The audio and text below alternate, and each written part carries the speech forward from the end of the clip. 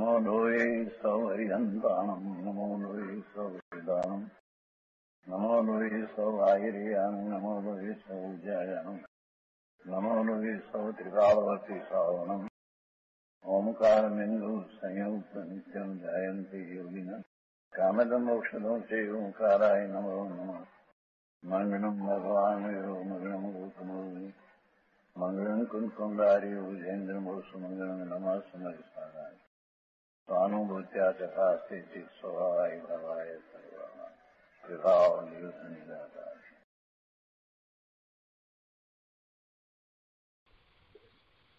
समयसार भगवान कुंकुंदाचार्य रचित समयसार तथा भगवान अमृतचंद्राचार्य रचित आत्मख्याति टीका कलश सहित एनो स्वाध्याय चाले छे।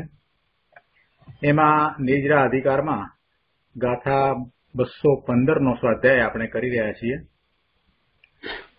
ગાથા 215 નો ગાથાર્થ અને ટીકા આપણે કર્યા છે।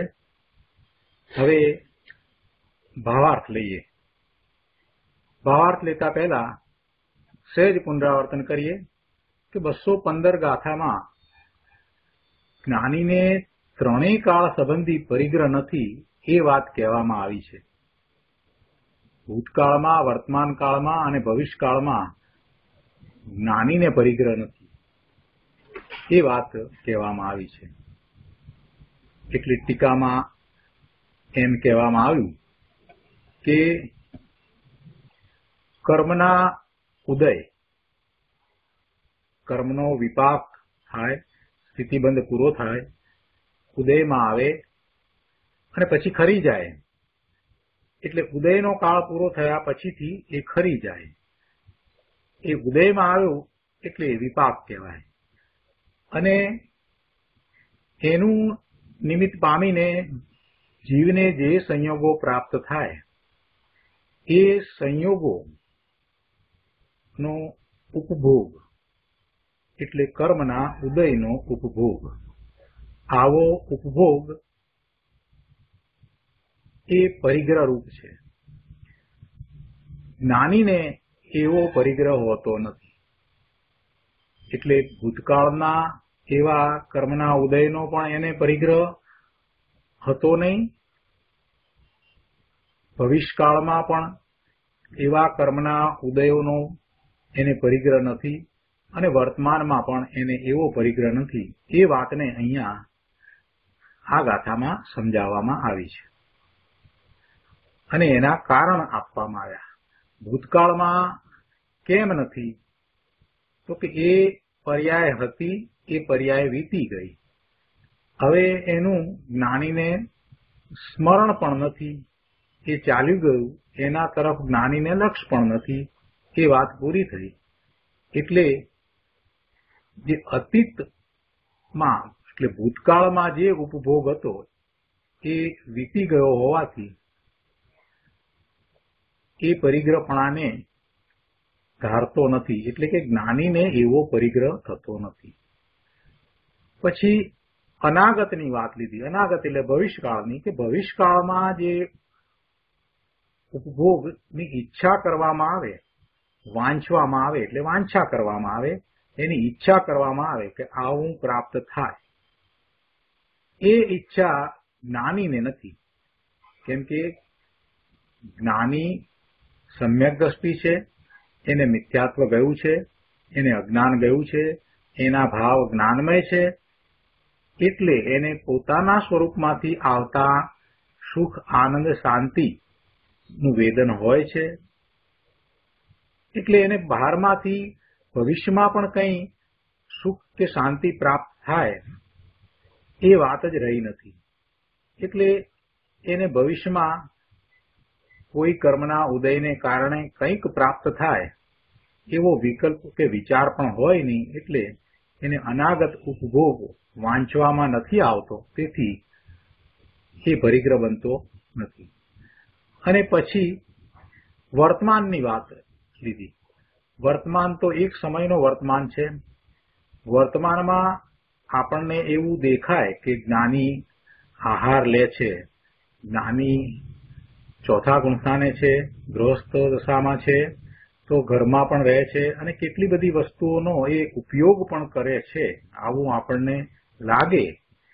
પણ જે સમયે એ આહાર લે છે કે જે સમયે કોઈ પદાર્થનો એ ઉપયોગ કરે છે એ સમયે પણ એની દ્રષ્ટિ તો પોતાના સ્વરૂપ તરફ છે, એટલે એને એમાં રાગની બુદ્ધિ નથી, એમાં મમત્વ એકત્વ નથી, એટલે એ વર્તમાનનો ઉપભોગ એ એને હેય બુદ્ધિએ છે. તેથી એ પરિગ્રહ પણ જ્ઞાનીને નથી. હવે આગળ વાત આપણે લઈએ. ભાવાર્થમાં પંડિતજી જે વાત સમજાવે છે એને આપણે સમજીએ. પંડિતજી કહે છે કે અતીત કર્મોદય ઉપભોગ તો વીતી જ ગયો છે. અતીત એટલે ભૂતકાળનો, એ તો વાત પતી ગઈ.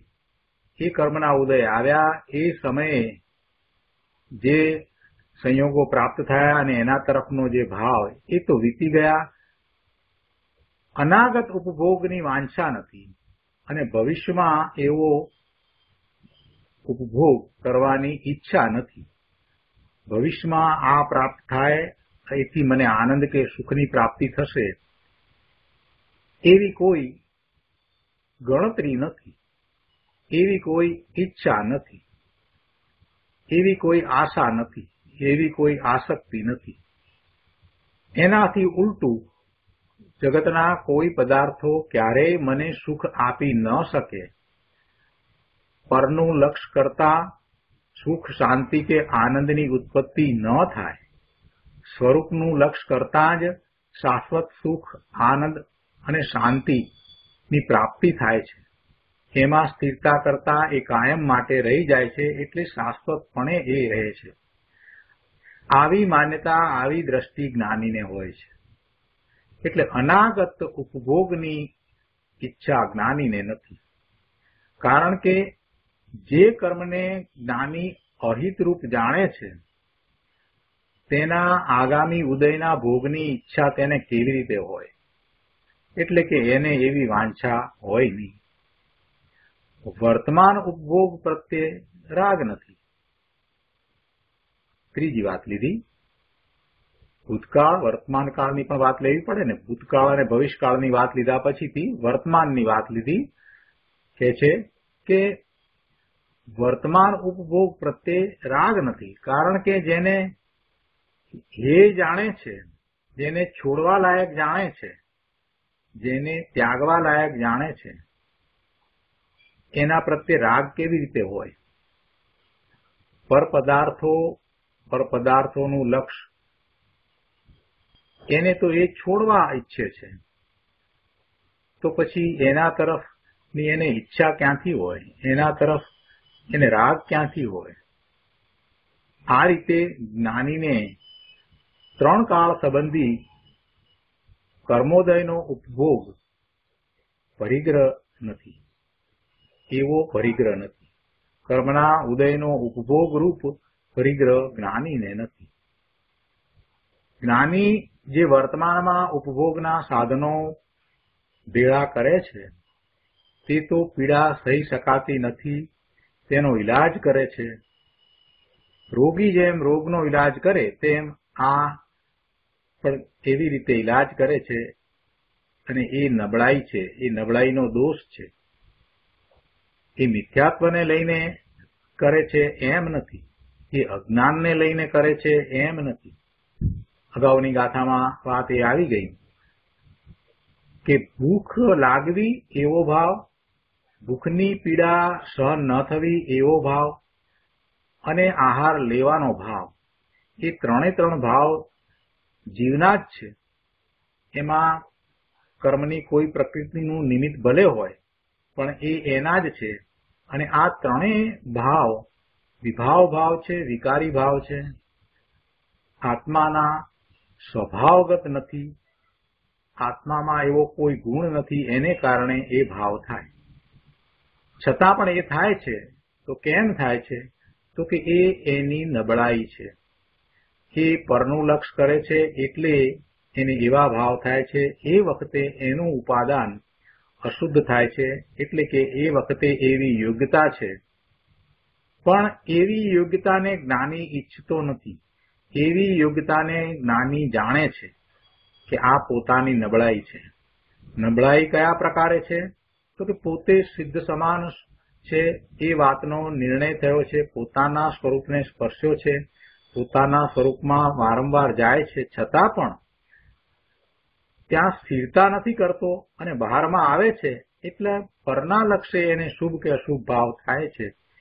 એ દોષ પોતાનો છે. પોતાને હજી ઉગ્ર પુરુષાર્થની જરૂર છે. પોતાને પોતાના સ્વરૂપમાં જ હંમેશા રહેવું જોઈએ એવી જ્ઞાનીની તો માન્યતા છે. એટલે જ્ઞાની એને પોતાની નબળાઈ સમજે છે. આવી નબળાઈને એ દૂર કરવા ઈચ્છે છે. માટે પરના લક્ષે થતા બધા ભાવને એ છોડવા ઈચ્છે છે. એટલે એ બધા એને હેય પણે છે અને એને પણ એ જાણે જ છે, એનો એ સ્વામી થતો નથી.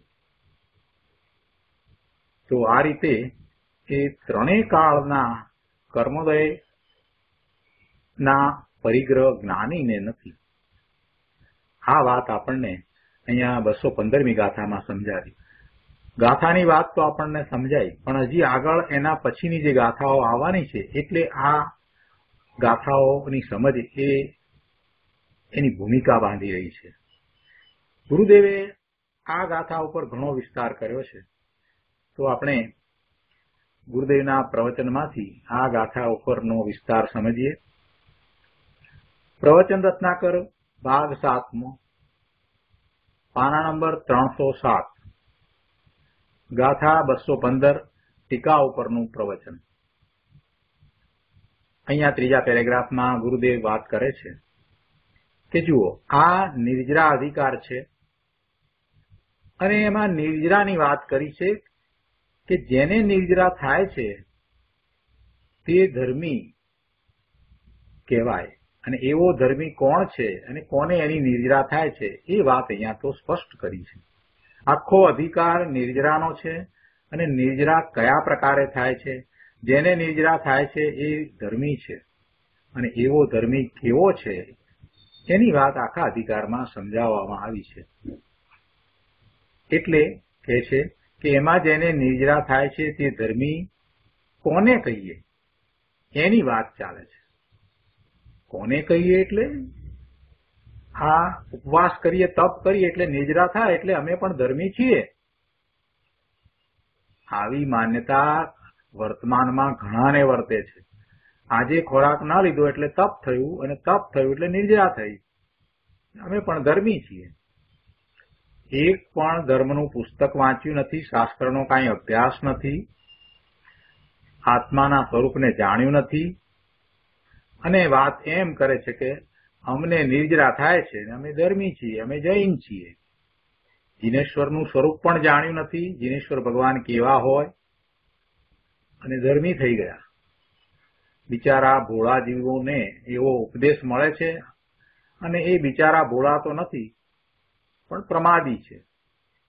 બીજી બધી વાતમાં તો પુરુષાર્થ કરવા માટેની બુદ્ધિ થાય છે, પણ ધર્મની વાતમાં પુરુષાર્થ કરવાની બુદ્ધિ થતી નથી. ધર્મની વાતમાં પુસ્તક વાંચવા, શાસ્ત્રોનો અભ્યાસ કરવો અને જ્ઞાનની પ્રાપ્તિ માટે ગમે ત્યાં જવું પડે તો ત્યાં પણ જવું, કષ્ટ વેઠીને પણ જવું અને એવા મહાજ્ઞાની પુરુષના સંપર્કમાં રહેવા મળતું હોય તો રહેવું.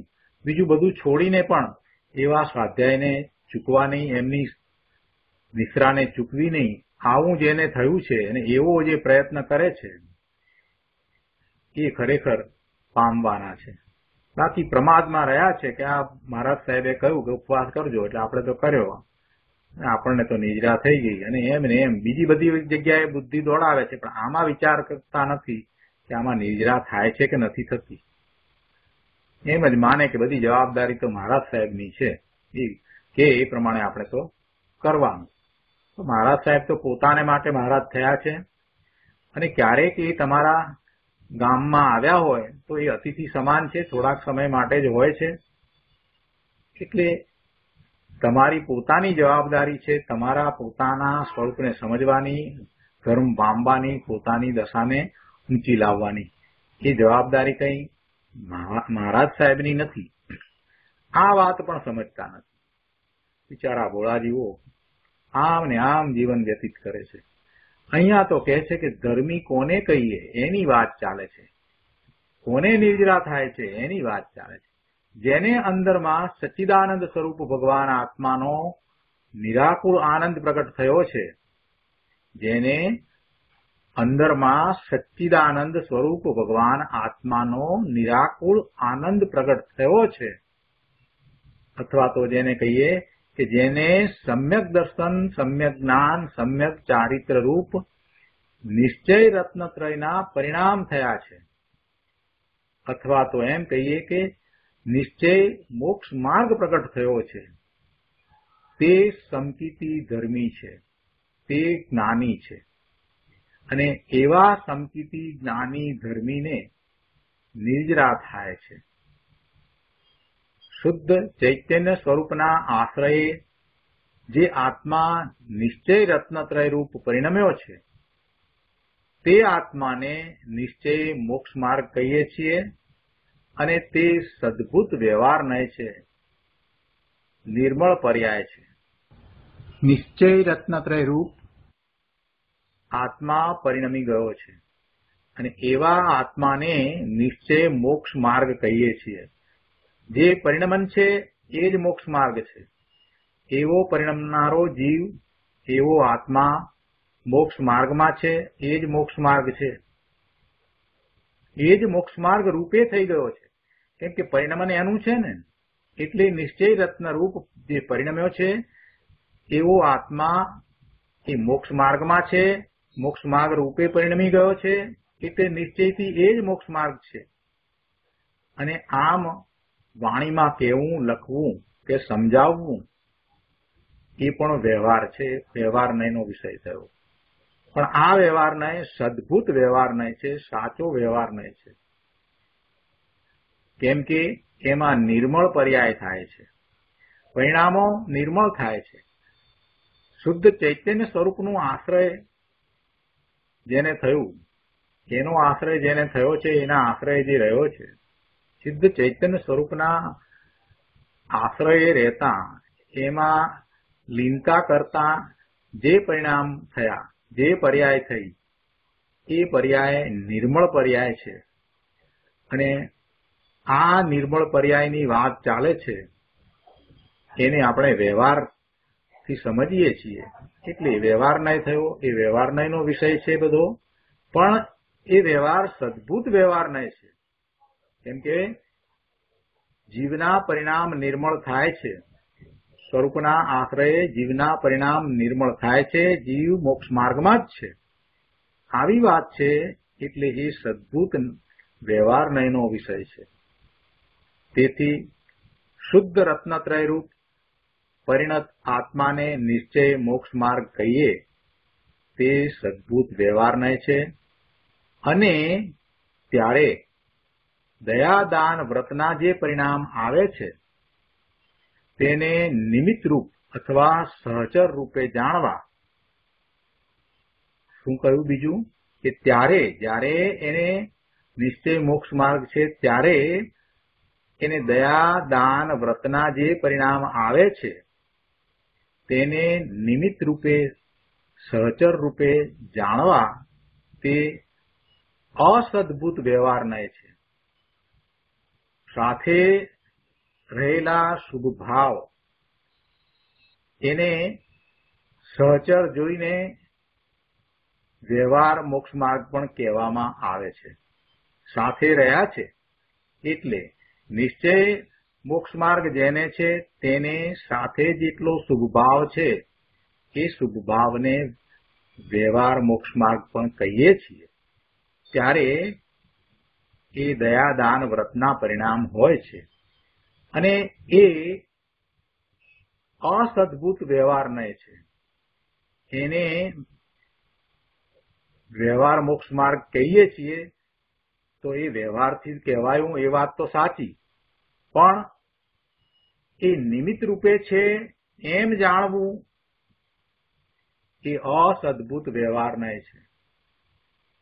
એટલે દયાદાન વ્રતના જે પરિણામ આવે છે તેને નિમિત્ત રૂપે જાણવા તે અસદભૂત વ્યવહાર નય છે. એ ખરેખર એમ નથી. કેમ કે નિશ્ચય નહીં એ આત્માના આશ્રય છે, કાંઈ શુભની ક્રિયાના આશ્રય નથી. છતાં સાથે એવો શુભભાવ છે, એવી ક્રિયાઓ છે, એટલે એવું સાથે રહેલું છે એને નિમિત્ત કહેવામાં આવે છે. એને નિમિત્ત રૂપે જાણીએ છીએ તો એ વ્યવહાર નય થયો. તો એવા વ્યવહાર નયને અસદભૂત વ્યવહાર નય કહ્યો છે. જ્યારે જીવ નિશ્ચય મોક્ષ માર્ગમાં છે અને એને લીધે એને શુદ્ધ નિર્મળ પર્યાય થાય છે, એને સદભૂત વ્યવહાર નય કહ્યો. ફરીથી વાતને લઈએ, આખી વાતને બરાબર સમજવી પડશે. અહીંયા ગુરુદેવે સમજાવ્યું કે શુદ્ધ ચૈતન્ય સ્વરૂપના આશ્રયે જે આત્મા નિશ્ચય રત્નરૂપ પરિણમ્યો છે તે આત્માને નિશ્ચય મોક્ષ માર્ગ કહીએ છીએ. આત્માને જ અહીંયા તો નિશ્ચય મોક્ષ માર્ગ કહ્યો, કેમ કે એ પરિણમ્યો છે, એ પરિણમન આખું એ મોક્ષ માર્ગ છે. એટલે આત્માના એવા પરિણમનને નિશ્ચય મોક્ષ માર્ગ કહ્યો છે. અને એમ કહેવું, એમ ઉપદેશવું એ સદભૂત વ્યવહાર નય છે. એમાં જે વાત આવે એ બધો વિષય સદભૂત વ્યવહાર નયનો છે. નિર્મળ પર્યાય છે ને, પરિણામો નિર્મળ થયા ને, એટલે એને સદભૂત વ્યવહાર નય કહેવામાં આવ્યો. તેથી શુદ્ધ રત્નત્રય રૂપ પરિણત આત્માને નિશ્ચય મોક્ષ માર્ગ કહીએ તો સદભૂત વ્યવહાર નય છે. હવે બીજી વાત, અને ત્યારે દયા દાન વ્રતના જે પરિણામ આવે છે એવા શુભભાવ છે અને એવી પર્યાય થાય છે કે જેને કારણે આશ્રવ અને પુણ્યના બંધ થાય છે. દયા દાન વ્રતના જે પરિણામ આવે છે તેને નિમિત્ત રૂપે જાણવા, સહચર રૂપે જાણવા તે અસદભૂત વ્યવહાર નય છે. ત્યાં એ વ્યવહાર રત્નત્રય છે, માટે નિશ્ચય રત્નત્રય પ્રગટ્યું છે એમ નથી. એટલે કે આવા દયાદાન વ્રતના જે પરિણામ થયા છે જેને નિમિત્ત રૂપે જાણ્યા એ વ્યવહાર રત્નત્રય છે, અને એ વ્યવહાર રત્નત્રય નિશ્ચય રત્નત્રયનું કારણ નથી. એવા શુભ પરિણામ થયા છે માટે એને નિશ્ચય રત્નત્રય પ્રગટે છે એમ નથી. અર્થાત વ્યવહાર રત્નત્રય કાંઈ નિશ્ચય રત્નત્રયનું કારણ નથી, એનું કરતા નથી. વ્યવહાર રત્નત્રય એવી પર્યાયો, શુભ ભાવ, એવા પરિણામો એ બધું સ્વતંત્ર રીતે થાય છે. અને જ્યારે નિશ્ચય રત્નત્રય છે ત્યારે એવા પરિણામ સાથે હોય છે. પણ એમ નથી કે એવા દયાદાન વ્રતના શુભ ભાવ અને એવા પરિણામ જે આશ્રવ છે, પુણ્યબંધનું કારણ છે, એને લીધે જીવને નિશ્ચય રત્નત્રય પ્રગટ થાય એમ બિલકુલ નથી. વ્યવહાર રત્નત્રય કઈ નિશ્ચય રત્નત્રયનું કારણ નથી. આટલી વાત આવી એટલે હજી પેલા વ્યવહારના રસિયાને એમ થયું કે આ તો વાત વ્યવહારની તો કઈ વાત જ રહેતી નથી. એટલે કહે છે કે પણ એ નિમિત્ત કારણ તો છે ને. અત્યારે વર્તમાનમાં જેને શાસ્ત્રના અભ્યાસ નથી ને એને નિમિત્તની સમજ નથી. એટલે જ્યાં ને ત્યાં એ નિમિત્તની વાત કરે. કંઈક વાતો તો કે આપણે એમાં નિમિત્ત થઈએ. અરે ભલા ભગવાન, તું નિમિત્ત થઈ શકતો જ નથી. જે કાર્ય જયારે જે થાય છે તે થવાનું છે તે કાળ થાય છે, એમાં તું કઈ ડિસાઈડ કરીને નિમિત્ત થઈ જાય એમ બનતું નથી. કોઈકને દાન આપી અને એમ કે ભાઈ એને આ દાન આપ્યું ને એને લીધે થઈને એને જે પ્રાપ્તિ થઈ એમાં આપણે નિમિત્ત થયા, એવી એ વાત કરે. પણ એમ નિમિત્ત નથી હોતું. અત્યારે વર્તમાનમાં મોટા ભાગના લોકોને મનમાં એમ જ છે કે આપણે સારા કામમાં નિમિત્ત થઈએ. સારા કામમાં આપણે કે હું કરું છું એવો ભાવ નથી રાખવો, પણ આપણે નિમિત્ત થઈએ. પણ એ તો બધું એકનું એક જ થયું. એમાં અહમ જ પોષે છે પોતાનો. એટલે નિમિત્ત થવાની વાતો વારંવાર આપણે સાંભળીએ. સહેજ કંઈક ધર્મની વાત આવે એટલે આપણે એમાં નિમિત્ત થઈએ. નિમિત્તને કંઈક એ મહત્વ આપે છે. નિમિત્તને સમજ્યો નથી ને એટલે અહીંયા પણ એને હજી પેલા શુભભાવ છે એ વ્યવહાર રત્નત્રય છે, એ નિશ્ચય રત્નત્રયમાં નિમિત્ત છે એમ કહ્યું ત્યારે સાથે એ પણ સમજાવ્યું કે એમ જે કહેવામાં આવ્યું એ અસદભૂત વ્યવહાર નહીંથી કહેવામાં આવ્યું છે. એ ઉપચાર કરીને કહેવામાં આવ્યું છે અને એ ઉપચાર પણ કેવો છે? અસદભૂત, જે નથી તે. એ ઉપચાર પણ કેવો છે કે જે ખરેખર કારણ નથી તેવો ઉપચાર કરવામાં આવ્યો, કહેવા ખાતર કહેવામાં આવ્યું. અસદભૂત, સદભૂત વ્યવહાર નહીં નથી. અહીંયા તો અસદભૂત વ્યવહાર નહીંથી એ વાત કરવામાં આવી કે એ નિમિત્ત રૂપી છે. તો અહીંયા પેલો પકડીને બેસી રહ્યો કે એ નિમિત્ત કારણ તો છે ને, વ્યવહાર રત્નત્રય નિમિત્ત કારણ તો છે ને. ગુરુદેવ એનું સમાધાન આપતા કહે છે કે હા, નિમિત્ત કારણ છે, પણ એનો અર્થ શું? એને અસદભૂત વ્યવહાર નહીંથી નિમિત્ત કારણ કહેવામાં આવે છે. નિમિત્ત કારણ કહ્યું પણ એ અસદભૂત વ્યવહાર નહીંથી નિમિત્ત કારણ કહેવામાં આવ્યું છે. એનો અર્થ એ જ થાય છે કે તે વાસ્તવિક ખરું કારણ નથી, અસદભૂત વ્યવહાર નહીંથી કહ્યું છે. એટલે વાસ્તવિક કારણ નથી. વાસ્તવિક રીતે એ કારણ હોઈ શકે જ નહીં. તેને કારણ માત્ર આરોપ આપીને કહેવામાં આવે છે. જે નથી છતાં એની ઉપર આરોપ આપીને કહેવામાં આવે છે. સૂક્ષ્મ વાત છે ભાઈ. વ્યવહાર સંકિતની વાત કરવામાં આવે ત્યારે આપણે એમ કહીએ છીએ કે દેવ ગુરુ શાસ્ત્રની શ્રદ્ધાનો શુભરાગ અને 5 મહાવ્રતના પરિણામનો વિકલ્પ, એ બધું વ્યવહારથી મોક્ષ માર્ગ છે.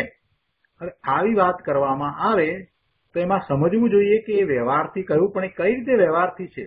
એ ખરેખર વ્યવહારથી, એટલે સદભૂત વ્યવહારથી છે કે કહેવા ખાતર વ્યવહારથી છે, એટલે કે અસદભૂત વ્યવહારથી છે? એનો પણ સાથે વિચાર તો કરવો જોઈએ ને. તો ગુરુદેવ એ વાત સમજાવે છે કે એ વાસ્તવિક ખરું કારણ નથી, એટલે એ અસદભૂત વ્યવહારથી છે. હા, આરોપ આપીને કહેવામાં આવ્યું, પણ એ કેવી રીતે છે? દેવ ગુરુ શાસ્ત્રની શ્રદ્ધાનો સુભાવ અને મહાવ્રતના પરિણામનો વિકલ્પ, આ બધાને આપણે વ્યવહાર સંકિત કહીએ છીએ. તો આ વ્યવહાર સંકિત છે એ પણ કઈ રીતે? તો કે એમાં પણ એ અસદભૂત વ્યવહાર નહીંનું કથન છે. પેલા મોક્ષ માર્ગની વાત કરી હતી, અહીંયા હવે સંકિતની વાત કરીને ગુરુદેવ એ જ વાતને સમજાવે છે કે આ સંકિતમાં પણ આવું કહેવામાં આવે છે કે દેવ ગુરુ શાસ્ત્રની શ્રદ્ધા એટલે સંકિત, વ્યવહાર સંકિત. પણ એ વ્યવહાર સંકિત કહ્યું એમ વ્યવહાર સંકિત જાણવું એ પણ અસદભૂત વ્યવહાર નહીં છે. એટલે કે તે વાસ્તવિક કારણ નથી, પણ આરોપિત કારણ છે. મોક્ષ માર્ગમાં સંકિતથી શરૂઆત થાય, સમ્યક દર્શન પ્રગટ થાય ત્યારે મોક્ષ માર્ગની શરૂઆત થાય. તો શરૂઆતમાં પણ એમ જ છે કે દેવ ગુરુ શાસ્ત્રની શ્રદ્ધા એટલે વ્યવહાર સંકિત. પણ એ વ્યવહાર સંકિત જે કહ્યું છે એ સંકિત પણ અસદભૂત વ્યવહાર નહીંથી કહ્યું છે. એટલે ખરેખરું એ નથી કારણ, એ ખરેખરું કારણ નથી. પોતાના સ્વરૂપનો આશ્રય છે, પોતાના સ્વરૂપની સમીપ થતાં જે નિર્મળ પરિણામ થાય છે એ સંકિત છે, અને એ નિશ્ચય સમ્યક્ત્વ છે. એ નિશ્ચય સમ્યક્ત્વ છે. અહીંયા આગળ વાત કરી, મોક્ષ માર્ગની વાત કરી, તો પોતે એમાં સમ્યક દર્શન, સમ્યક જ્ઞાન, સમ્યક ચારિત્ર રૂપે પરિણમી જાય છે. આખું પરિણમન એમ જ થઈ ગયું, તે આખો મોક્ષ માર્ગ છે એ વાત કરી. જો શરૂઆત જે રીતે કરીએ છીએ એ જ રીતે આગળ વધાય છે, એ જ આખો માર્ગ છે, એ જ માર્ગ બની રહે છે. જ્યાંથી આત્મામાં જવાની શરૂઆત કરી છે એમાં પછી વિશેષ ઉગ્રતાપૂર્વક એમાં રહેવાય છે, અને એમ કરતા આગળ વધતા એમાં સ્થિરતા થાય છે. એ જ આખો મોક્ષ માર્ગ છે. એટલે જયારે સંકિત તરીકે લઈએ, પહેલી વખતનો અનુભવ જયારે કહીએ છીએ, સમ્યક દર્શન થયું એમ કહીએ, અનુભૂતિ થઈ એમ વાત કરીએ, ત્યારે એમ કહીએ કે દેવ ગુરુ શાસ્ત્રની શ્રદ્ધા એને વ્યવહાર સંકિત કહેવામાં આવ્યું છે. પણ નિશ્ચય સંકિત જેને છે એને માટે એ શ્રદ્ધાને વ્યવહાર સંકિત નો આરોપ આપવામાં આવે છે ને એવો આરોપ છે એ પણ અસદભૂત વ્યવહારનો વિષય છે. વાસ્તવિક કારણ એ નથી. દેવગુરુ શાસ્ત્રની શ્રદ્ધા એ કઈ સંકિતનું વાસ્તવિક કારણ નથી. વાસ્તવિક કારણ તો પોતાના નિજ શુદ્ધ સ્વરૂપની અનુભૂતિ છે. એ વાસ્તવિક કારણ છે. એના આશ્રય એ પ્રગટ થાય છે. આગળ કહે છે ગુરુદેવ કે ભાઈ અહીંયા મોક્ષ માર્ગમાં કાંઈ કિંચિત પણ કાર્યકારી નથી. એ બધું જે કહેવામાં આવ્યું વ્યવહાર નથી એ કોઈ રીતે મોક્ષ માર્ગમાં ખરેખર કાર્યકારી નથી, કારણ નથી. અને પછી આ વાત કરી એટલે પછી તોય હજી પેલાની અંદરમાં રહી જાય છે વાત. એટલે કે છે હા પણ એ કઈ બાધા તો કરતા નથી ને એમાં કઈ વાંધો શું છે? ભાઈ બાધા નથી કરતા પણ તું ત્યાં દ્રષ્ટિ કરીને રહીશ તો શું થશે? તું ત્યાં ને ત્યાં રહીશ. જેને નિશ્ચય સંકિત નથી અને માત્ર વ્યવહાર સંકિતને પકડીને બેઠો છે એને ખરેખર એ વ્યવહાર સંકિત કહેવાતું નથી. છતાં પણ એ એમ માને કે ના એ કઈ વાંધો નહીં, પણ એ બાધા તો નથી કરતું. હા, એ બાધા નથી કરતું પણ તું રહ્યો ક્યાં? તું બહારમાં ને બહારમાં જ રહ્યો, અંદરમાં જઈશ જ નહીં.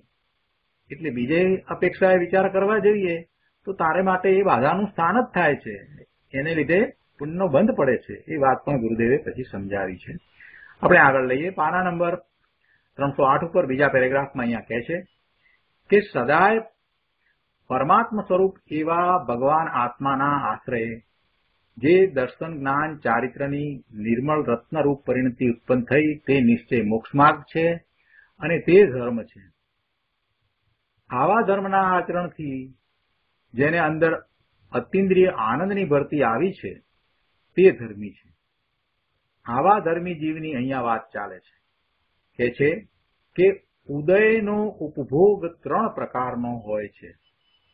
કર્મના ઉદય અને એવા ઉદયને કારણે જે સંયોગો છે તે એનો ઉપભોગ એ 3 પ્રકારનો છે. અતીત એટલે ભૂતકાળનો, વર્તમાન કાળનો અને ભવિષ્યનો. હવે એ 3 માંથી પ્રથમ તો અતીત ઉપભોગ એટલે ભૂતકાળનો ઉપભોગ તો વીતી ગયો છે, એટલે એ ભૂતકાળનો ઉપભોગ વર્તમાનમાં છે જ નહીં. એટલે એવો અતીત ઉપભોગ એ પરિગ્રહ નથી, માટે તે પરિગ્રહ ભાવને ધારતો નથી. શું કહ્યું કે ભૂતકાળનો રાગ, કેમ કે એ ઉપભોગ હતો એ રાગ છે. ઉપભોગ હતો ને એ વખતે એ રાગ છે, એ તો ચાલ્યો ગયો છે, માટે તે પરિગ્રહ પણ એ વર્તમાનમાં નથી. એના પછી બીજી વાત લે છે કે અનાગત ઉપભોગ. અતીતની વાત કરી એટલે હવે અનાગતની વાત છે, એટલે ભવિષ્યકાળની વાત લીધી.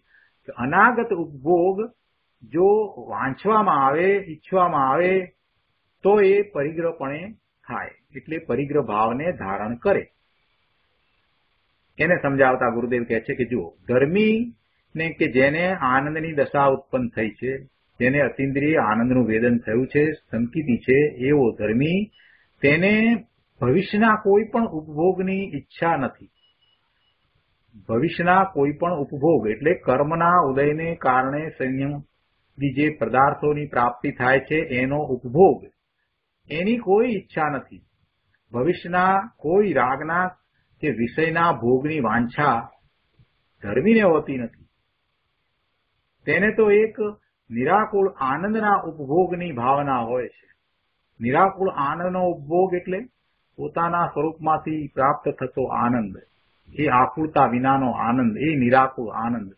બસ એને જ એને તો માણવો છે, એમાં જ એને તો રહેવું છે, એની જ એને રુચિ છે. એટલે એક નિરાકુળ આનંદના ઉપભોગની ભાવના એને હોય છે. આવો સૂક્ષ્મ ધર્મ છે પ્રભુ. ભગવાન આત્મા અતિન્દ્રિય આનંદનો રસકંદ છે. એમાંથી આનંદ આવે છે, રસકંદ, એમાંથી રસ આવ્યા કરે એવો કંદ. કોણ? ભગવાન આત્મા પોતાનું નિજ શુદ્ધ સ્વરૂપ, એમાં આનંદ ભર્યો પડ્યો છે. એ આનંદનો દરિયો છે, એ ક્યારેય ખૂટે નહીં એવો આનંદનો દરિયો છે. એમાંથી સતત આનંદ વહી રહ્યો છે, એમાંથી સતત સુખ, શાંતિ, જ્ઞાનની અનુભૂતિ થાય છે. એવો ભગવાન આત્મા એ આનંદનો રસકંદ છે. અતિન્દ્રિયપણે એ આનંદનો અનુભવ થાય છે. એ અનુભવાય એવી વસ્તુ છે.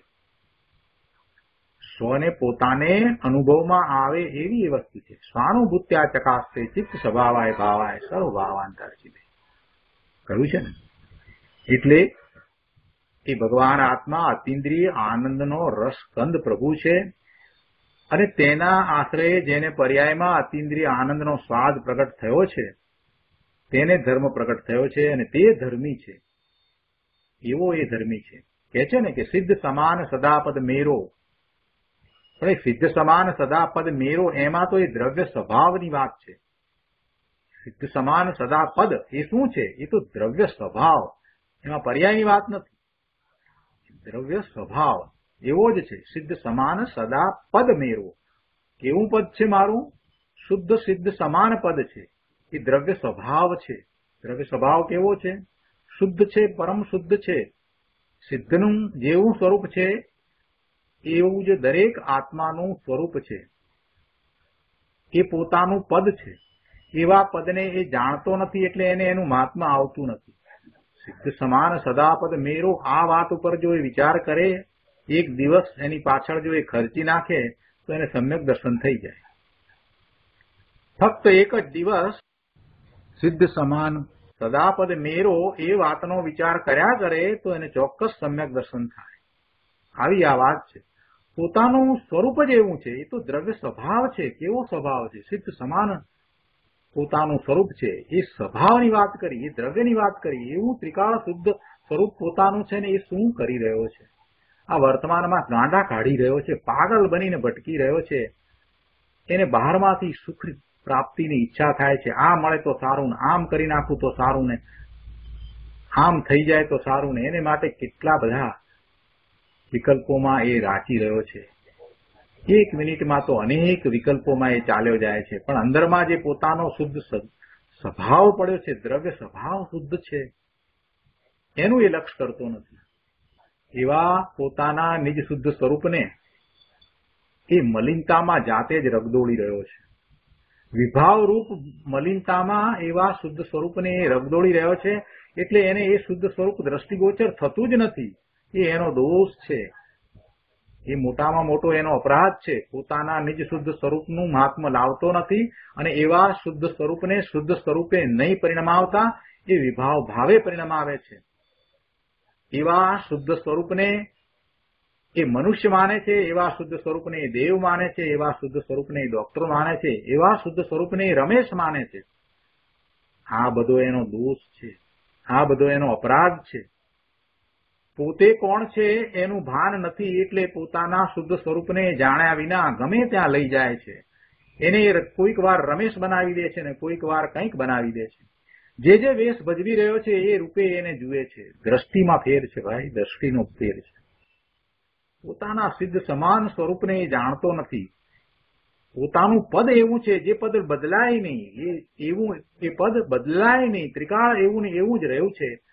પણ વર્તમાન પર્યાય એની મલિન છે અને એમ એ પાછો માને છે કે એ જ મારું પદ છે. જે વર્તમાનમાં મલિનતા છે એને એનો સ્વીકાર છે અને એને જે પોતે પોતાનું સ્વરૂપ માને છે. આવા ભગવાન આત્માને એ મલિનતા રૂપે માનવો એ મોટામાં મોટો અપરાધ છે, મોટામાં મોટો દોષ છે. પોતાના પદને શુદ્ધ ન માનવું, સિદ્ધ સમાન ન માનવું, પોતાના નિજ શુદ્ધ સ્વરૂપનું મહાત્મ્ય ન લાવવું, પોતાના નિજ શુદ્ધ સ્વરૂપને ભગવાન ન માનવો, એનાથી મોટો બીજો કોઈ દોષ નથી. પોતાને વર્તમાનવત માનવો એ મોટામાં મોટો દોષ છે. પ્રભુ આ જ વિચાર કરવાનો છે.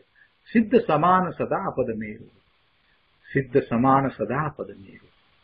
કેવી વાત, ઊંચી વાત છે પ્રભુ. આ દ્રવ્ય સ્વભાવની વાત છે. આ ક્ષણિક પર્યાયની વાત નથી. આ શાશ્વત રહેલી વસ્તુ છે એની વાત છે. એવો હું છું અને એવો હું છું છતાંય હું એવા પદને નહીં જાણતા હું ક્યાં ભટકી રહ્યો છું. એનો વિચાર એક આખો દિવસ કરે તો એને સમ્યક દર્શન થઈ જાય એવી આ તો વાત છે પ્રભુ. અહીંયા તો શાસ્ત્રોના સાર ભરી દીધા છે ભાઈ. ગુરુદેવે જે વાત કરી છે એક એક પ્રવચન આખું પૂર્ણ છે, સંપૂર્ણ છે. ગુરુદેવના એક એક વાક્યની અંદર શાસ્ત્રોના સાર ભર્યા છે. કહે છે કે પર્યાયમાં તો સિદ્ધ પદ ત્યારે પ્રગટે છે કે જ્યારે પરમ આનંદની મૂર્તિ પ્રભુ આત્માનો પરિપૂર્ણ આશ્રય સિદ્ધ થાય છે, પ્રગટ થાય છે, એટલે કે પોતે પોતાના સિદ્ધ સમાન પદનો આશ્રય લઈને એમાં જ એ સ્થિર થાય છે, ત્યારે એ પૂર્ણ પદની પ્રાપ્તિ થાય છે. જ્યારે પરમ આનંદની મૂર્તિ પોતે ભગવાન આત્મા એની પરિપૂર્ણ શુદ્ધ પર્યાય એટલે સિદ્ધ દશા પ્રગટ થાય છે કે જ્યારે એને પૂરેપૂરો આશ્રય થાય છે, પૂર્ણ આશ્રય થાય છે, એટલે હવે બહારમાં આવતો જ નથી. પૂર્ણપણે આશ્રય થવો એટલે એમાં સ્થિરતા થઈ જવી. પર્યાયમાં એવું થાય એટલે પર્યાયમાં એ સિદ્ધ પદની પ્રાપ્તિ થઈ. પણ દ્રવ્ય સ્વભાવે તો પોતે શુદ્ધ છે, એનો નિર્ણય જ નથી, એ એવો પુરુષાર્થ નહીં કરે. જેને પોતાના નિજ શુદ્ધ સ્વરૂપનો પરિચય નથી થયો, એટલે કે સ્વાનુભૂતિ થઈ નથી, એ તો એવો પ્રયત્ન નથી કરતો કે હું સ્થિરતા કરું. એક વાર પ્રભુ સ્વાનુભૂતિ કર, પછી જો કે તારી દશા કેવી છે, તું કોણ છે, તને કેવો અનુભવ છે, તને અને સિદ્ધ ભગવાનની દશા શુદ્ધ છે એમાં તને ક્યાંય કાંઈ ફરક નહીં લાગે. કે એવા કેવળી ભગવાન સિદ્ધ ભગવાનની જે દશા છે એવી દશાનો તને અનુભવ થશે અને પોતાના સ્વરૂપમાં પોતાનું સિદ્ધ સમાન સ્વરૂપ જણાશે. પછી તો તું ત્યાંથી ક્યાંય ખસવાનો નથી. પછી તો તારો આ પુરુષાર્થ આપોઆપ એ તરફ જ વળી જવાનો છે. એક વાર સમ્યક દર્શન પ્રગટ કર. ગુરુદેવે આ વાત બહુ વાર કરી છે. આનંદ એ આત્માનો ધર્મ છે અને ભગવાન આત્મા ધર્મી છે. હવે તે ધર્મ ગુણ સ્વભાવ અંદર એવા ગુણ પડ્યા છે ને, એટલે એ સ્વભાવ છે. કેવો સ્વભાવ છે? આનંદનો સ્વભાવ છે, એ જ્ઞાનનો સ્વભાવ છે, શાંતિનો સ્વભાવ છે. એ તો ત્રણેય કાળે એવો ને એવો જ રહ્યો છે. એ ત્રિકાળ છે. અને એવા એ સ્વભાવનો આશ્રય કરતા એના આશ્રય પ્રગટ થયેલો વર્તમાન આનંદ, તે વર્તમાન નિર્મળ પર્યાય છે, એ ધર્મ છે. આનંદની પરમ ઉત્કૃષ્ટ દશા પ્રગટે. પરમ ઉત્કૃષ્ટ દશા પ્રગટે એટલે કે હંમેશને માટે પછી એવી જ દશામાં રહી જાય અને પૂર્ણ દશાની પ્રાપ્તિ કરે, પૂર્ણ શુદ્ધ દશાની પ્રાપ્તિ કરે. કોઈ વિભાવ ભાવ હવે ઉત્પન્ન થાય જ નહીં, કોઈ વિકલ્પ રહે નહીં. મન વાણી કાયાના લક્ષ્ય કે એના આશ્રય કંઈ જ હવે કરવા પણ રહે નહીં. માત્ર આત્માના આશ્રય જ પોતે થઈ જાય એવી જે દશા પ્રગટે છે તે સિદ્ધ પદ છે. ગુરુદેવ કહે છે કે આ બધું ભાઈ સમજવું પડશે. એટલે કે પોતાના સ્વરૂપનું મહાત્મ્ય લાવવું પડશે અને પોતાનું શુદ્ધ સ્વરૂપ કેવું છે એ જાણવા માટે સિદ્ધના સ્વરૂપને પણ જાણવું પડશે, હરિયંતના સ્વરૂપને પણ જાણવું પડશે અને પ્રભુના પુરુષાર્થને પણ સમજવો પડશે. તીર્થંકર ભગવાનનો પુરુષાર્થ કેવો હતો? તીર્થંકર થયા એ પહેલાનો એમનો પુરુષાર્થ કેવો હતો? કયા પ્રકારે એમણે પુરુષાર્થ કર્યો એ વાતને એને સમજવી પડશે અને એમ જ એને પુરુષાર્થ કરવાનો છે. આગળ કહે છે અહીંયા 309મા પાના પર બીજા પેરેગ્રાફમાં કે અજ્ઞાની એમ માને છે કે વ્યવહાર કરતા કરતા વ્રત તપ ભક્તિ ઇત્યાદિ કરતા કરતા નિશ્ચય થશે, પણ તેની એ માન્યતા જૂઠી છે, સાવ વિપરીત છે. શું શુભ ભાવ કરતા શુભ રાગ કરતા કરતા વિતરાગતા થાય? જે બંધનું કારણ હોય એ મુક્તિનું કારણ બને? ન થાય. રાગ કરતા કરતા વિતરાગ દશા થાય એમ માનવું એ તો વિરુદ્ધ વાત છે, તદ્દન વિરુદ્ધ છે. એ તો જીનેશ્વર ભગવાનની આજ્ઞા આમન્યાથી વિરુદ્ધ વાત છે. શુભ ભાવ એ બંધનું કારણ હોય, એ મુક્તિનું કારણ હોય નહીં. શુભ ભાવ કરતા કરતા કરતા માત્ર પુણ્યનો બંધ થાય, બીજું કાંઈ થાય નહીં અને ભવના ભ્રમણ થાય, પણ મુક્તિની પ્રાપ્તિ થાય નહીં, મોક્ષની પ્રાપ્તિ થાય નહીં, કેવળ જ્ઞાનની પ્રાપ્તિ થાય નહીં, અરે સમ્યક્ત્વની પ્રાપ્તિ પણ થાય નહીં. અહીં કહે છે જેને વર્તમાનમાં આનંદનો અનુભવ થયો છે, અર્થાત જેને સમ્યક દર્શન જ્ઞાન ચારિત્ર ભલે વધતું ઓછું હો, પણ સમ્યક દર્શન જેને થયું છે એની વાત અહીંયા કરવી છે. એટલે કહે છે કે ચારિત્ર ભલે વધતું ઓછું હો, પણ એવા સમ્યક દર્શન જ્ઞાન ચારિત્ર પ્રગટ થયા છે, તેને ભૂતકાળનો ઉપભોગ તો ચાલ્યો ગયો હોવાથી તેની વાંછા નથી, એની ઈચ્છા નથી અને તેથી તેનો એને પરિગ્રહ નથી. ચોથા ગુણસ્થાનની દશા હોય એટલે હજી ચારિત્ર, હજી સમ્યક્ત્વ આચરણ ચારિત્ર જ હોય, બીજું વિશેષ ચારિત્ર નથી. પોતે પોતાના આત્માને જાણ્યો છે અને સ્વાનુભૂતિ થઈ છે, એ સમયે જે ચારિત્ર છે એ ચારિત્રને સંકિત વખતે સમ્યક ચારિત્ર કહેવામાં આવે છે. એટલે સમ્યક દર્શન, સમ્યક જ્ઞાન અને સમ્યક ચારિત્ર એ ત્રણેય સાથે હોય છે, અનુભૂતિના કાળે હોય છે. જેટલી ક્ષણો માટે પણ એ પોતાના સ્વરૂપમાં રહ્યો છે એ નિશ્ચય ચારિત્ર જ છે, પણ એ વારંવાર પોતાના સ્વરૂપમાં નથી જઈ શકતો અને હજી એને કસાયની 3 ચોકડી બાકી રહી છે. એટલે એ અપેક્ષાથી વાત કરી છે કે એ રીતે એને હજી ચારિત્ર કદાચ ઓછું છે. સમ્યક્ત્વ આચરણ ચારિત્ર છે પણ હજી સંયમ આચરણ ચારિત્ર નથી. 5મા ગુણસ્થાને દેશ ચારિત્ર કે 7મેથી 6 આવે છે અને જે ચારિત્ર છે એવું મુનિનું ચારિત્ર એને નથી, સંયમ આચરણ ચારિત્ર નથી. તો પણ જેને સમ્યક દર્શન પ્રગટ થયું છે એને સમ્યક દર્શન, સમ્યક જ્ઞાન અને સમ્યક ચારિત્ર છે.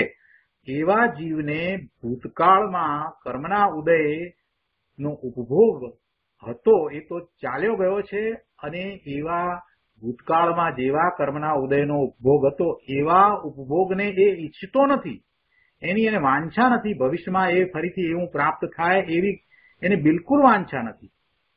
એટલે એને ભવિષ્યનો પણ એ પરિગ્રહ નથી, ભવિષ્યના ભોગની પણ વાંછા નથી.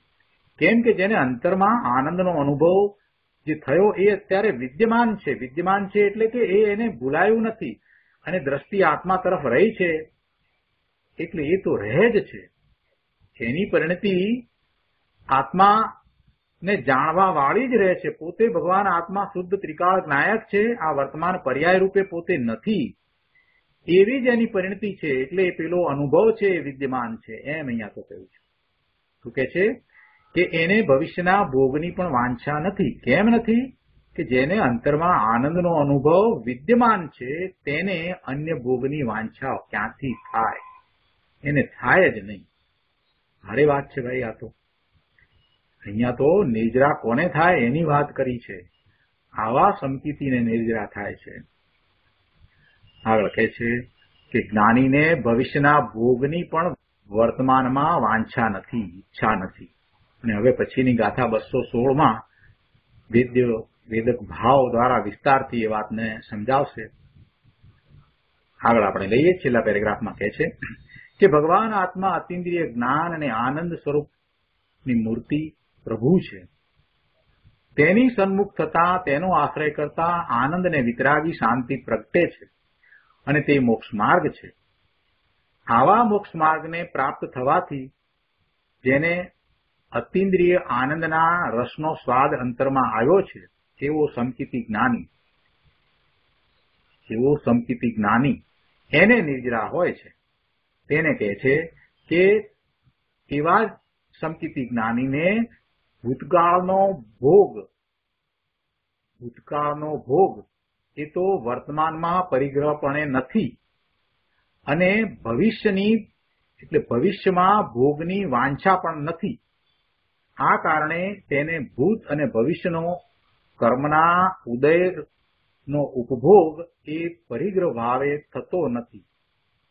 એટલે એવા ભૂત અને ભવિષ્યનો ઉપભોગ પરિગ્રહ ભાવને ધારતો નથી. કહે છે કે ભવિષ્યનો ઉપભોગ જો ઈચ્છવામાં આવે, વાંચવામાં આવે તો જ તે ઉપભોગ પરિગ્રહપણાને પ્રાપ્ત થાય, પરિગ્રહ ભાવને પ્રાપ્ત થાય છે. પણ ભવિષ્યના ભોગની તો જ્ઞાનીને વાંછા નથી, ઈચ્છા નથી. માટે જ્ઞાનીને ભવિષ્યનો ઉપભોગ પરિગ્રહ ભાવને ધારતો નથી. આ રીતે અહીંયા ભૂતકાળ અને ભવિષ્યકાળની વાત તો કરી. એટલે કોઈએ પ્રશ્ન કર્યો કે આ વાત તમે કરી એ 5મા ગુણસ્થાનની વાત છે. 5મા ગુણસ્થાને એને દેશ ચારિત્ર હોય છે, સંયમ આચરણ ચારિત્ર હોય છે, દેશ ચારિત્ર હોય છે, 12 વ્રત આદિ હોય છે, 11 પ્રતિમાધારી શ્રાવક થાય છે. તો એને થયું કે આ કદાચ 5મા ગુણસ્થાનની વાત હશે, જેને કસાયની 2 ચોકડી ગઈ છે એની વાત હશે. એટલે ગુરુદેવે કહ્યું કે ના, આ 4થા ગુણસ્થાનની વાત છે. આ ચોથા ગુણસ્થાનની વાત છે. ચોથા ગુણસ્થાનની આ વાત શરૂ થઈ જાય છે. આ વાત એટલે સામો પ્રશ્ન કર્યો કે પણ નિદાન તો પાંચમેથી નથી હોતું ને, એટલે નિદાન તો પાંચમે જાય ને. ગુરુદેવે એનો ઉત્તર આપ્યો છે, નિદાન જે આપણે બાંધી લઈએ છીએ ને, આમ કરવાથી આમ થાય, આપણે શુભભાવ દ્વારા મને આની પ્રાપ્તિ થાય એવા નિદાન કરીએ છીએ ને, કે હું આમ કરીશ એથી મને આની પ્રાપ્તિ થશે, હું ઉપવાસ કરીશ માટે મને આવા ફળની પ્રાપ્તિ થાવ. આપણે મંદિરમાં જઈને પણ ઘણા લોકો એવા જ નિદાન જ બાંધતા હોય છે કે મને આની પ્રાપ્તિ થાવ, હું આમ કરીશ માટે આની પ્રાપ્તિ થાવ. એવા નિદાનની જે વાત છે ને, બાહ્યમાં જગતના સુખની વાંછા રૂપે જે નિદાન કરવામાં આવે છે, એટલે એ વાત કરી કે એ તો બધું કે પાંચમા ગુણસ્થાન વાળા માટે હશે. એટલે ગુરુદેવ એ વાતને અહીંયા સ્પષ્ટ કરે છે ને સમજાવે છે કે ના, આ ચોથા ગુણસ્થાનની વાત છે. એટલે પછી પ્રશ્ન કર્યો પણ કે નિદાન તો પાંચમે ગુણસ્થાનેથી નથી હોતું ને. તો ગુરુદેવ કહે છે કે ભાઈ, ચોથે ગુણસ્થાનેથી જ નિદાન નથી. ચોથે ગુણસ્થાનેથી જ નિદાન છે નહીં. નિશલ્યો વ્રતિ, એમ સૂત્ર તત્વાર્થ સૂત્રમાં આવે છે. નિશલ્યો વ્રતિ, શલ્ય ન હોય એ જ વ્રતિ છે, જેને શલ્ય નથી. કયા કયા શલ્ય હોય છે? કયા શલ્ય છે?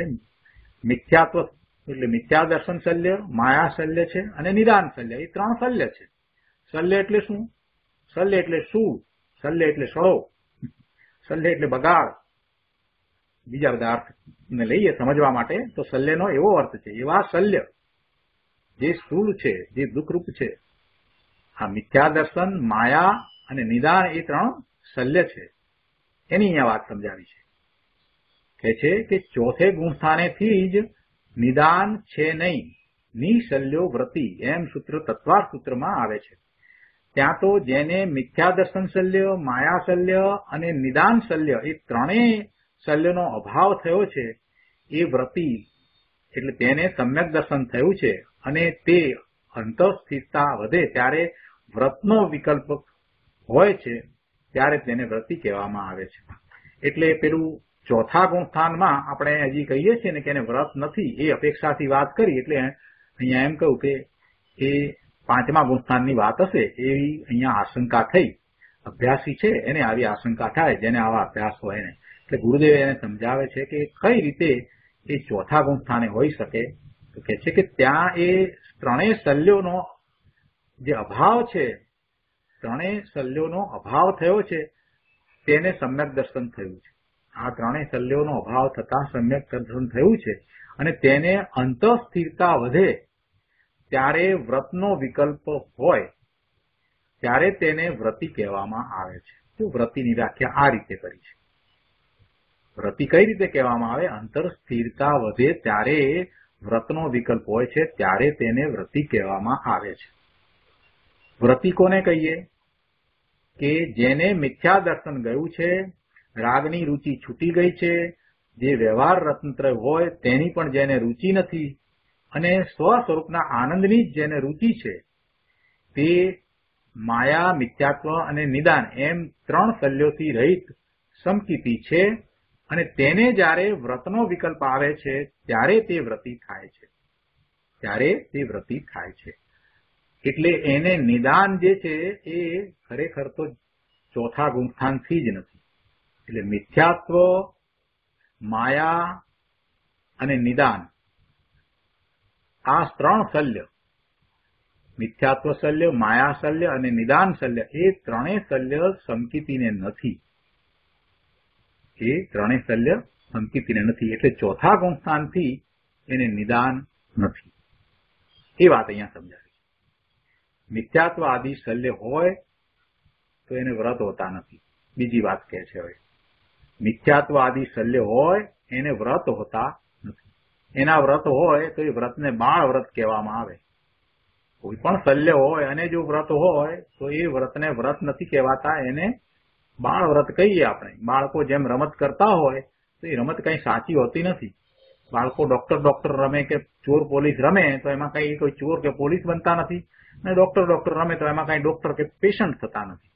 એ બધા બાળ વ્રત છે. એવી રીતે બાળની બધી ક્રિયા છે. એટલે એવા વ્રત જે છે એને બાળ વ્રત કહેવાય. કેવા વ્રતને? મિથ્યાત્વ આદિ શલ્ય સહિત હોય એવા વ્રત એને વ્રત કહેવાતા નથી. એ વ્રત હોય જ નહીં.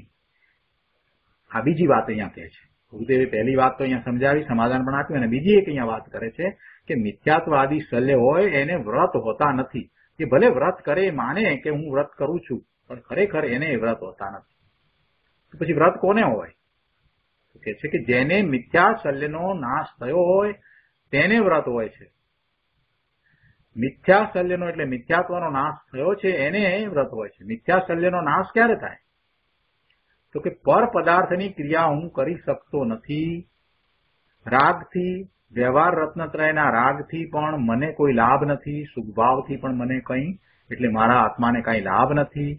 એક શુદ્ધ ચૈતન્ય સ્વરૂપ ભગવાન આત્માના આશ્રય જ મને લાભ ધર્મ છે.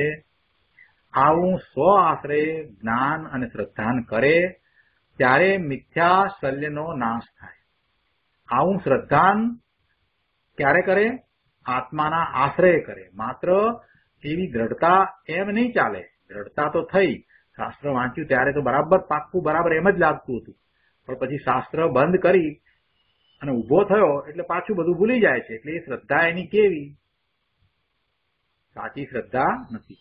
એટલે આત્માના આશ્રય એને એવું જ્ઞાન થઈને પછી શ્રદ્ધા થાય છે, ત્યારે એ સાચી સમ્યક શ્રદ્ધા થઈ, એટલે સંકિત થયું, અને ત્યારે એને મિથ્યા શલ્યનો નાશ થાય છે. સ્વસન્મુખતાના પરિણામ વિના સમ્યક દર્શન નહીં, અને સમ્યક દર્શન વિના કોઈ વ્રત હોતા નથી. વ્યવહાર રત્નત્રય એ પર સન્મુખતાના પરિણામ છે. વ્યવહાર રત્નત્રયમાં સ્વનો આશ્રય નથી, સ્વની સન્મુખતા નથી. શુભ ભાવ, વ્રત, તપ, પૂજા, ભક્તિનો ભાવ છે, એમાં સ્વનું લક્ષ નથી, પણ એમાં પરનું લક્ષ છે. એમાં શરીરનું લક્ષ છે કે શરીરમાં એને ઉપવાસ આદિ થાય છે, અથવા તો પૂજા ભક્તિની અંદર દિનેશ્વર ભગવાન, કેવળી ભગવાન, તીર્થંકર ભગવાનનું લક્ષ છે, એટલે એ પણ પરનું લક્ષ છે. એટલે એવા વ્યવહાર રત્નત્રયમાં એ પર સન્મુખતા છે, અને એવા પર સન્મુખતાના પરિણામ છે. એ વ્યવહાર રત્નત્રયના પરિણામ દ્વારા સમ્યક્ત્વની પ્રાપ્તિ થતી નથી. એના આશ્રય સમ્યક દર્શન કે વિતરાગતા પ્રગટ થતા નથી. એના આશ્રયે જે પરિણામ થયા, જે પર્યાય થઈ, એ નિર્મળ પર્યાય નથી, પણ એ પુણ્યબંધના કારણરૂપ આશ્રવ ભાવ છે. જ્યારે અહીંયા તો સ્વના આશ્રયે જે પરિણામ થાય છે તે પરિણામ નિર્મળ પરિણામ છે, એ વિતરાગી પર્યાય છે. આવી વાત છે. એટલે વ્યવહાર રત્નત્રય એ પર સન્મુખતાના પરિણામ છે, માટે તેના આશ્રયે સમ્યક દર્શન કે વિતરાગતા પ્રગટ થતા નથી. વાત શું હતી? કે વ્રત કોને હોય એની વાત છે. એટલે એ સાચા વ્રતના પરિણામ જે છે એમાં નિર્જરા થાય છે. તો એવા વ્રતના પરિણામ સમ્યક્ત્વ હોય તો જ થાય, મિથ્યાત્વ સહિત એવા પરિણામ થતા નથી. પહેલા તેની વાત કરવામાં આવી હતી. મૂળ વાત ક્યાંથી આ શરૂ થઈ? કે જ્ઞાની ભવિષ્યના ભોગને ઈચ્છતો નથી, એટલે એનો પરિગ્રહ નથી, એ વાત કરી. એટલે કોઈએ પ્રશ્ન કર્યો કે આ વાત 5મા ગુણસ્થાનની હશે, કારણ કે એમાં નિદાન તો 5મા ગુણસ્થાને જાય. કેમ કે ભવિષ્યના ભોગને ન ઈચ્છવું એમાં નિદાનની વાત આવી જાય. આપણે ભવિષ્યના ભોગને ઈચ્છીએ એ નિદાન થયું, તો કે એવું નિદાન ન હોય એવું તો 5મા ગુણસ્થાને બને ને, એમ કરી એને પ્રશ્ન કર્યો. તો ગુરુદેવે કહ્યું ના, 5મે નહીં પણ 4થે જ આ છે. અને 4થે કઈ રીતે છે? તો એ વાત ગુરુદેવે અહીંયા સમજાવી. શું સમજાવ્યું? કે તત્વાર્થ સૂત્રમાં જે સૂત્ર કહ્યું છે નિશલ્યો વૃત્તિ, તો એ શલ્ય જે છે મિથ્યા દર્શન શલ્ય, માયા શલ્ય અને નિદાન શલ્ય, એ ત્રણેય શલ્યનો અભાવ થાય છે ત્યારે સમ્યક દર્શન પ્રગટ થાય છે. એટલે 4થા ગુણસ્થાને જેને સમ્યક દર્શન પ્રગટ થયું છે એને આ ત્રણેય શલ્યનો અભાવ છે. ત્રણેય શલ્યનો એને એ રીતે અભાવ થયો છે. એટલે એ 4થા ગુણસ્થાને એને નિદાન શલ્યનો અભાવ છે. એટલે એ નિદાન શલ્યના અભાવને કારણે એને એવા ભવિષ્યના ભોગની ઈચ્છા થતી જ નથી. આ વાતનું સમાધાન થયું. અને સાથે પેલી વ્રતની વાત લીધી. ગુરુદેવે આગળ સમજાવી કે પછી એવું થયા પછીથી એને એવો વ્રતનો વિકલ્પ હોય છે. એવા 4થા ગુણસ્થાન વાળાને એવો વ્રતનો વિકલ્પ હોય છે, અને એમ એ વ્રતી થાય છે. હવે વ્રતીની વાત આવી એટલે પછી વ્રતીની વાતને સમજાવી કે સાચા વ્રત કોને હોય. જો એક પછી એક વાત આગળ ને આગળ ગુરુદેવ સમજાવતા ગયા છે. તો વ્રતિની વાતમાં શું સમજાયું કે સાચા વ્રત તપ ક્યારે હોય તો કે મિથ્યાત્વ શલ્ય ગયું હોય, એટલે મિથ્યાત્વ જાય તો જ હોય. મિથ્યા દ્રષ્ટિના વ્રત તપ છે એ સાચા નથી. તો વ્રત સાચા કોને હોય તો સમ્યક દ્રષ્ટિનું હોય, જેને મિથ્યાત્વ ગયું હોય એને હોય. એ વાત સમજાય. અને એવા મિથ્યાત્વ વિનાના જે વ્રત તપ જે છે એને નિશ્ચય રત્નત્રય પ્રગટ નથી થયું, એટલે એને વ્યવહાર રત્નત્રય પણ કહેવામાં નથી આવતો. અને એ પરિણામ જે છે વ્યવહાર રત્નત્રયના પરિણામ એ બધા જ એકલું વ્રત નહીં, પણ એ બધા ભાવ પરનાલક્ષી ભાવ છે, પર સન્મુખતાના પરિણામ છે. માટે એ દ્વારા વિતરાગી પરિણામ પણ થતા નથી, સમ્યક દર્શન પણ થતું નથી. એક સાથે 5 વાત સમજાવી દીધી. વાત ક્યાંથી શરૂ કરી અને ક્યાં લઈ ગયા એમાં કઈ વિષયાંતર નથી થયું પ્રભુ. આ તો બધી સ્પષ્ટતા થઈ ગઈ છે. બહુ સરસ વાત છે. તો આપણે આજનો સ્વાધ્યાય અહીંયા સુધી રાખીએ છીએ. સુખ